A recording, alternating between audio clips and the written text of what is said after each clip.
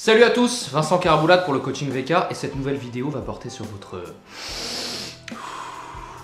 respiration. Le commun des mortels respire mal et si je vous demande de prendre une profonde inspiration, il y a de fortes chances pour que vous me fassiez ceci.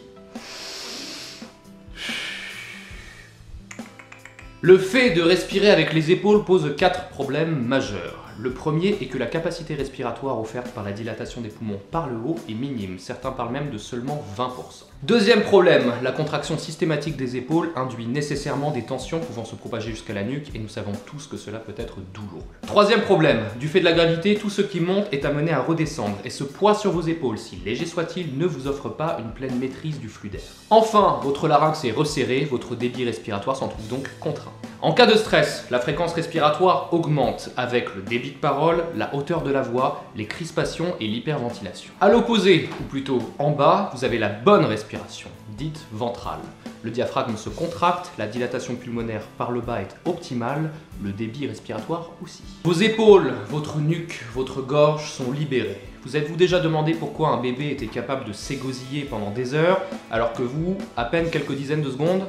Vous avez maintenant la réponse. Nous respirons correctement à la naissance, mais c'est la vie, avec son lot de mauvaises habitudes et de contrariétés, qui déplace cette mécanique vers le ciel. Avis à tous les amateurs de yoga et de méditation, vous ne saurez pas vous relaxer tant que vous ne saurez pas respirer. Pour résumer, en général, quand vous inspirez, vos épaules se remontent, votre ventre se rentre. Nous voulons l'exact inverse. Votre ventre est à présent un ballon. Quand vous inspirez, il se gonfle, quand vous expirez, il se vide. Acquérir cette respiration ventrale peut prendre du temps, mais voici quelques conseils pour y arriver. Tout d'abord, inspirez par le nez, expirez par la bouche. Pas d'à-coup, vous voulez une respiration fluide.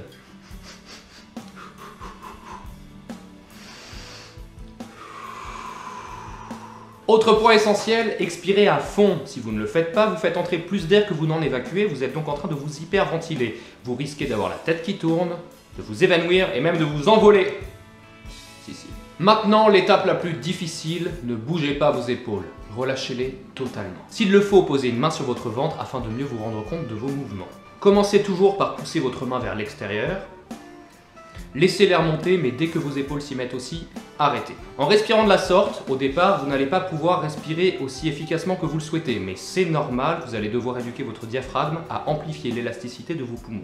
Répétez la manœuvre en essayant de gagner à chaque fois du terrain, un petit peu plus. Gonflez le ventre plus vers l'extérieur, plus loin et plus vers le bas jusqu'au-dessus de l'aine. Sans vous cambrer, sinon ça ne sert à rien. Un exercice intéressant peut être de pratiquer cela allongé avec un livre ou n'importe quel objet moyennement lourd posé sur le ventre. Une fois cette mécanique maîtrisée, reposez-vous un moment, mais reprenez-la dès que possible, plusieurs fois dans les heures ou les jours qui suivent. La respiration est le mouvement le plus vital et le plus inconscient qui soit, vous n'allez donc pas le modifier en profondeur du premier coup. À défaut d'en faire un automatisme, il est important que vous soyez capable d'invoquer cette respiration ventrale quand des tensions psychiques ou physiques se font sentir. Vous vous rendrez compte qu'il est souvent facile de les limiter, voire de les neutraliser. Pour conclure, voici 2 exercices de sophrologie très utiles. Le premier consiste à appliquer un filtre à l'expiration en formant la consonne S. Ne forcez pas. Ne soyez pas non plus inaudible. Juste. Chronométrez-vous, vous devriez être capable de dépasser les 30 secondes. Mon record personnel est de 60 secondes. Le deuxième exercice est fantastique en cas de grosse contrariété. Fermez les yeux, prenez une bonne inspiration, sans tendre vos épaules. Bloquez. Retenez votre souffle.